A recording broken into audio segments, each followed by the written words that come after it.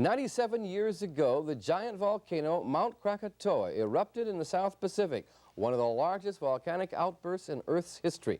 Tonight, in part 2 of the Restless Cascades, we'll take a closer look at a giant of the same scale. Bill Van Amberg, Carl Wikman, and Dee Dixon give us this perspective of a mountain responsible for one of the largest mud flows in the history of the Earth. That mountain, Mount Rainier, the king of the Cascades. If Mount St. Helens was once the queen of the Cascade volcanoes, then Mount Rainier is still, certainly, the Cascades' king. Local Indians called it the mountain that was God. Surveying his surrounding subjects for hundreds of miles, like a lord of rock, ice, and fire, Ranier has powers that run the gamut, from control of the weather to domination of the landscape. But Ranier is not a subtle master. Its strengths lie in its vice-like control of the basic powers of life. At 14,410 feet, it supports 26 major glaciers. It's the source of 7 major northwest rivers. It owns the single largest glacier south of Alaska. And even the worn-down remnants of one of its former ridges still reaches high enough to be the 3rd tallest spot in the state. From thick forests to subalpine wildflowers to its glacial cap, Ranier is king. Each year, 7,000 people try and conquer that king, gearing up for the 2-day trek at 5,400 feet in the air, still 9,000 feet from the top. Of those 7,000 people, half don't make it. Of the 100 who will attempt this day, 50 will come back disappointed. And every year, 1 or 2 won't come back at all. But the king can be kind as well. Among his conquerors are an 80-year-old man and a 7-year-old girl. What makes the climb tough are the glaciers that have made this million-year-old mountain what it is today. Carved, scooped, scoured, hollowed out. Not one rock you see today remains from the original surface of this volcano. Partly the workings of its explosive volcanics, but mainly glaciers, have carried away cubic miles of its rock, whole separate mountains, and they're still cutting apart a king that used to stand 16,000 feet tall.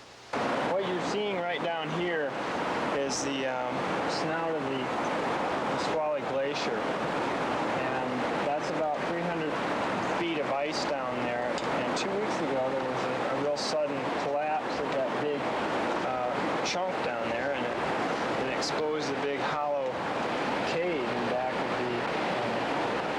of the snout. The Nisqually Glacier is a real active valley glacier. It's moving down the mountain anywhere from 1 to 10 feet a day. This entire valley right here, starting from right in front of us, all the way down, has been cut out by glacial ice.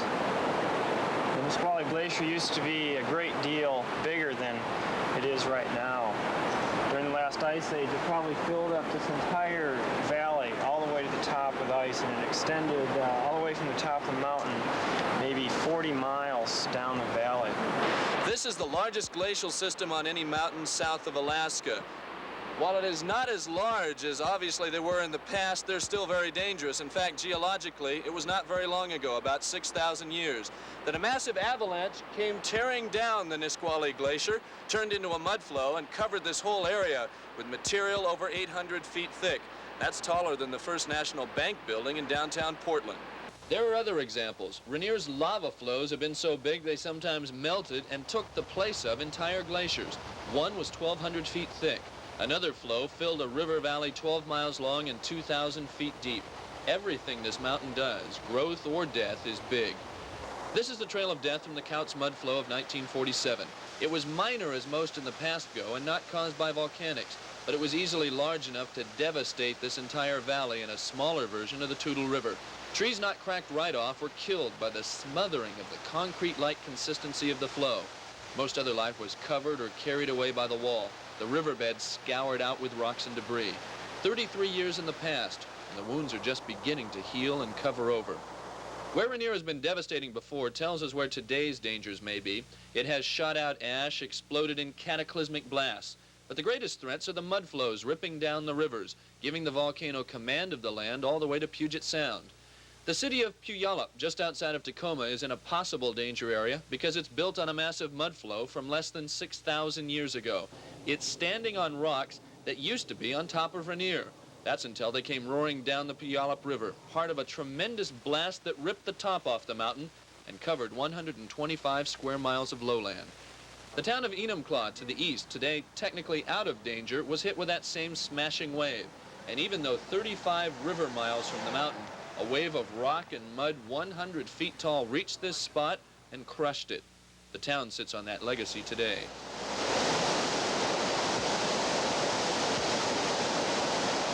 It's amazing then how well beauty and power mix on Rainier, but that seems to be nature's greatest talent, allowing contradictions to live together.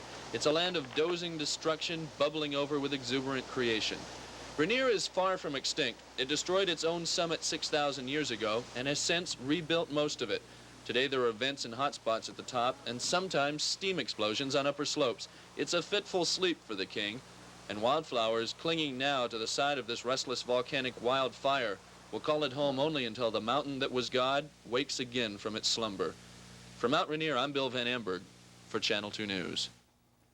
Tomorrow on the 5 o'clock edition of Channel 2 News, Bill will take us inside the Cascades' ultimate volcano, Mount Mazama, known today as Crater Lake, the mountain that blew itself apart.